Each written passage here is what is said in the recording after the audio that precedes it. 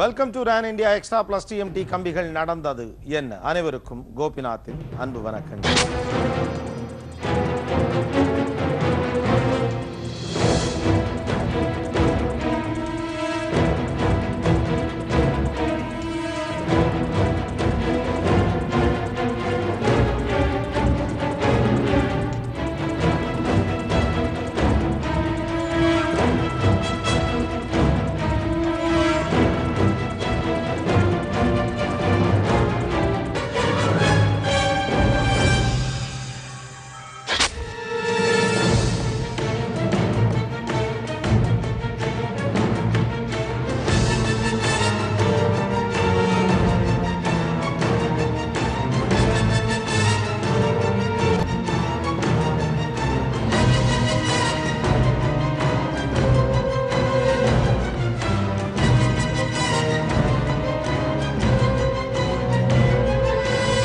இந்த கணினி உலகத்தில், ஹைடெக் உலகத்தில் சாஃப்ட்வேர்கள் நிறைய விஷயங்களை செஞ்சுட்டு இருக்கு. சாத்தியப்படாத பல விஷயங்களை இன்னைக்கு சாஃப்ட்வேர்கள் சாத்தியமாக்கியிருக்கு அப்படின்னு சொல்லலாம். ஒரு கணக்கு போடுறதாக இருக்கலாம், இல்லது ஒரு கட்டிடத்தை எப்படி வடிவமைக்கணுங்கிற ஆர்கிடெக்டை உருவாக்குறதா இருக்கலாம், ஏன் கதை எழுதுவதற்கு கூட இன்னைக்கு சாஃப்ட்வேர்கள் பயன்படுகிறது அப்படின்னு சொன்னாங்க. அப்படிப்பட்ட சாஃப்ட்வேர்கள் மூலமாக கொலை செய்யலாமா? அதற்கு சாஃப்ட்வேர் துணை போகுமா? துணை போயிருக்கிறது.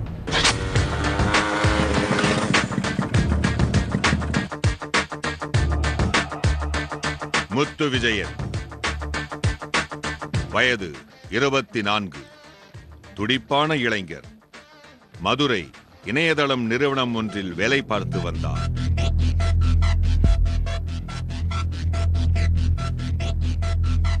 கம்ப்யூட்டர் மூலம் அடிக்கடி சாட் செய்யும் வழக்கம் உடைய இவர் சோஷியல் நெட்வொர்க்கிங் சைட் ஒன்றின் மூலம் பிரீத்தி என்ற பெண்ணோடு தொடர்பு ஏற்படுத்திக் கொண்டுள்ளார். அந்த சைட்டில் பிரீத்தியின் அழகிய புகைப்படம் ஒன்றும் அவருடைய போன் நம்பரும் இடம்பெற்றிருந்தது. பிரீத்தியின் அழகில் மயங்கிய முத்து விஜயன் அவரது போன் நம்பரில் தொடர்பு கொண்டு பேசியுள்ளார். பிரீத்தியின் பேச்சும் முறையும் பழகும் விதமும் முத்து விஜயனை வெகுவாக பாதித்தது. பேசுவதை தொடர்ந்து வந்த முத்து விஜயன் தான் அவரை நேரில் சந்திக்க விரும்புவதாக தெரிவித்துள்ளார். கிட்டத்தட்ட ஒரு காதலியைப் போலவே பேசி வந்த பிரீத்தி ஓர் நாள் ஒரு குறிப்பிட்ட தொகையை சொல்லி அதை கொண்டு வந்தால் தன்னோடு நெருங்கி பழகலாம் என ஆசை வார்த்தைகள் கூறியுள்ளார். பிரீத்தியை எப்படியும் சந்தித்துவிட வேண்டும் என்ற ஆர்வத்தில் இருந்த முத்து விஜயனுக்கு இந்த அழைப்பு தவிர்க்க முடியாத ஒன்றாக இருந்தது. பிரீத்தி குறிப்பிட்டிருந்த இடத்திற்கு சென்று பார்த்தபொழுது அங்கு கார் ஒன்று நின்று கொண்டிருந்தது.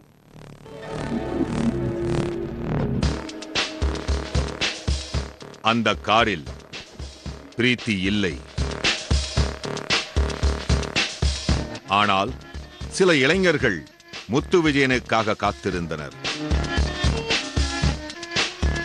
முத்து விஜயனிடம் பேச்சு கொடுத்த அந்த இளைஞர்கள் பிரீத்திக்காக கொண்டு வந்திருந்த பணத்தை கொடுக்கச் சொல்லி கேட்டனர். பின்னர் பிரீத்தியை சந்திக்கலாம் என்றும் கூறியுள்ளனர். தம்மால் பிரீத்தி கேட்ட அளவு தொகையை உடனடியாக ஏற்பாடு செய்ய முடியவில்லை எனவும் பிரீத்தியை பார்க்கும் ஆர்வத்தினாலேயே தாம் அங்கு வந்திருப்பதாகவும் கூறியுள்ளார் முத்து விஜயன். இதை கேட்டு கடும் கோபமுற்ற அந்த இளைஞர்கள் அவரை பிடித்து காருக்குள் தள்ளி கதவை அடைத்தனர்.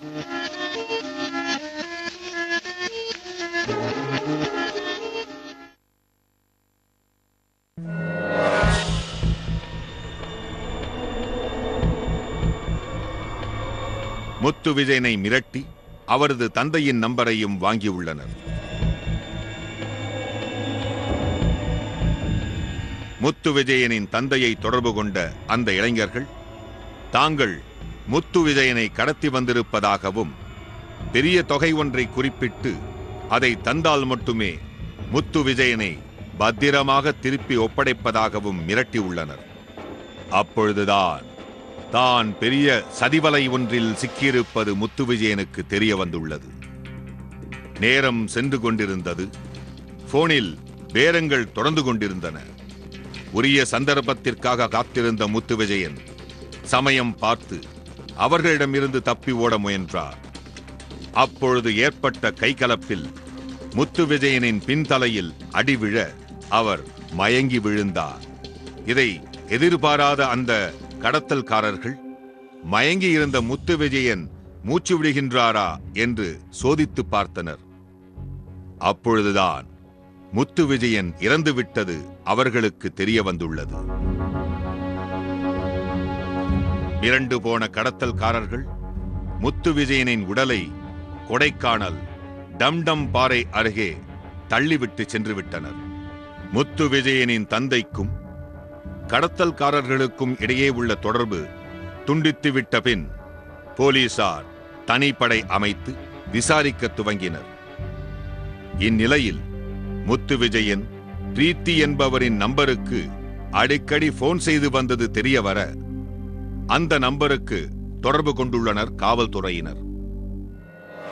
அது விக்ரம் தர்மா என்ற சாப்ட்வேர் என்ஜினியரின் நம்பர் என தெரிய வந்துள்ளது. விக்ரம் தர்மாவையும் தொடர்பு கொண்டு விசாரணை செய்தபொழுதுதான் அதிர்ச்சிகரமான பல உண்மைகள் வெளிவர துவங்கின.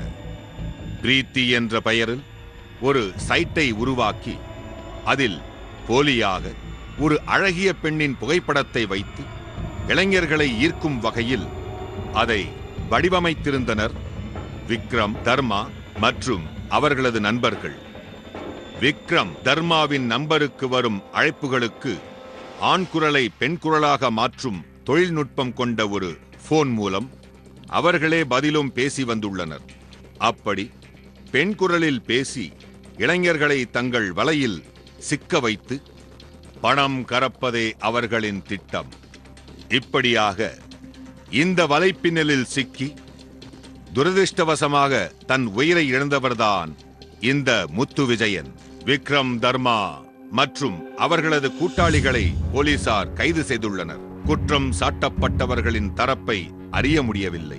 முத்து விஜயனுடைய மரணம் இந்த மாதிரி சாஃப்ட்வேர்களை பயன்படுத்தி நூதனமான டெக்னாலஜியை பயன்படுத்துகிற மோசடிகள் இங்கே நடந்துட்டு இருக்கு அப்படிங்கிற விஷயத்தை வெளியில் கொண்டு வந்திருக்கு. இறந்து போனது ஒரு முத்து விஜயன், கைது செய்யப்பட்டிருப்பது ஒரு மோசடி கும்பல். ஆனால் இது ஒன்னோட நின்று போகலை. இது மாதிரி குரலை மாற்றி பேசக்கூடிய தன்மை படைத்த சாஃப்ட்வேர்களை வச்சுக்கிட்டு தனி மனிதர்களை நிறைய பேர் ஏமாற்றி நிறைய நூதன மோசடிகள் செஞ்சுக்கிட்டே இருக்காங்க. இது தொடர்ச்சியாக இங்கே நடந்துட்டு இருக்கு அப்படின்னு சொல்றாங்க. இன்டர்நெட்லலாம் இப்போ அதிகமான அளவு சாட் வர ஆரம்பிச்சிருச்சு. அதில் என்னென்னா ஒருத்தர் இன்னொருத்தரோட சாட் மூலியமாக தகவல்களை பரிமாறிக்கொள்ள முடியும். எதிர்பக்கத்தில் இருக்கிறவங்க ஆணா பெண்ணா என்பதெல்லாம் நமக்கு இந்த பக்கத்தில் இருக்கிறவங்களுக்கு தெரிய முடியாது. அவங்க சொல்கிறது தான். இந்த பக்கம் இருக்கிற எதிர்பக்கத்தில் இருக்கிற ஒரு பெண்ணு நினச்சின்னுட்டு ஏதோ ஒரு மாதிரி உணர்ச்சி வசப்பட்டுட்டு இது மாதிரி தகவல்களை தன்னுடைய தகவல்கள் எல்லாம் கொடுத்து பரிமாறிக்கொள்கிற சமயத்தில் அவங்க எதிர்பக்கத்தில் இருக்கிறவங்கள ஏமாத்துறதுக்கூடிய பிளான் எல்லாம் திட்டம் போட்டுடுறாங்க. போட்டு அதுக்கு பிறகு நீங்கள் நேரம் வாங்க அப்படின்னு சொல்லும்போது இல்லை பணத்தை இழக்கிறதுக்கும் உயிரிழப்பு இது மாதிரிலாம் நிறையா கேசஸ் இந்தியாவிலையும் வெளிநாடுகள்லையும் உருவாகிட்டு இருக்கு. அது இந்தியாவிலேயே கிட்டத்தட்ட இந்த மாதிரி ஏமாற்றப்படுறது 500 கோடி ரூபாய்க்கு மேலே இழக்கிறதாக ஒரு புள்ளி விவரம் சொல்கிறாங்க. இன்னைக்கு நம்ம இந்த போஸ்ட் மாடர்ன் உலகத்தில் வாழறோம் அப்படின்னு சொல்லுவாங்க. மாடர்ன் உலகம், போஸ்ட் மாடர்ன் உலகம், இது ரெண்டுக்குமான வித்தியாசம் என்னன்னா, மாடர்ன் உலகத்தினுடைய மிகப்பெரிய பிரச்சனை பேரனாய்டு, பயமாக இருக்கிறது. அதாவது எதை பார்த்தாலும் ஒரு சின்ன பயம் இருக்கும். அடுத்த மனிதர்களை நம்புவதில் ஒரு சின்ன பயம், இவங்க நம்மளை பற்றி தான் பேசிட்டு இருக்காங்களோ அப்படின்னு ஒரு சின்ன பயம். பட் போஸ்ட் மாடர்னிசத்துடைய எக்ஸ்ட்ரீம் பிரச்சனை ஸ்கிசோஃப்ரினியா. என்னன்னா எதுவுமே புரியாது. கன நேரத்தில் வாழ்க்கையில் எல்லா மாற்றங்களும் நடந்துகிட்டே இருக்கும். இணையதளம் அப்படிங்கிறது இந்த போஸ்ட் மாடர்னிசத்துடைய மிகப்பெரிய ஒரு ஆயுதமாக மாறி இருக்கு. அது ஒரு தனி உலகமாக மாறி இருக்கு அப்படின்னு சொல்றாங்க. கன நேரத்தில் மாறிக்கொண்டிருக்கக்கூடிய இந்த உலகத்தில் ஃபார் எக்ஸாம்பிள், நீங்கள் உட்காந்து ஒரு வீட்டில் டிவி பார்த்துட்டு இருப்பீங்க. அந்த கேமரா அப்படியே ஒரு தெருக்குள்ளே போகும், அப்படியே நேராக போய் ஒரு வீட்டுக்குள்ளே போகிற மாதிரி இருக்கும். ஒரு அறையை காட்டும், அங்கே ஒருத்தர் உட்காந்துருப்பார். அது யாருன்னு பார்த்தா நீங்கள் தான். இந்த அளவுக்கு இன்றைக்கி தொழில்நுட்பம் மாறி இருக்கிறது, உலகம் மாறி இருக்கிறது. எதுவுமே புரியாத அளவுக்கு போய்கொண்டிருக்கக்கூடிய இந்த உலகத்தில் தொழில்நுட்பத்தை எல்லாத்தையும் தூர தள்ளி வச்சுட்டு நாம் புரிஞ்சுக்க வேண்டிய விஷயம், மனதை கட்டுப்பாடாக வைத்து கொள்ள வேண்டும். சபலத்திற்கு அடிமையாக கூடாது என்பதுதான். அதுதான் இந்த தொழில்நுட்பத்தால் ஏற்படக்கூடிய பிரச்சனைகளுக்கான தீர்வாக இருக்க முடியும்.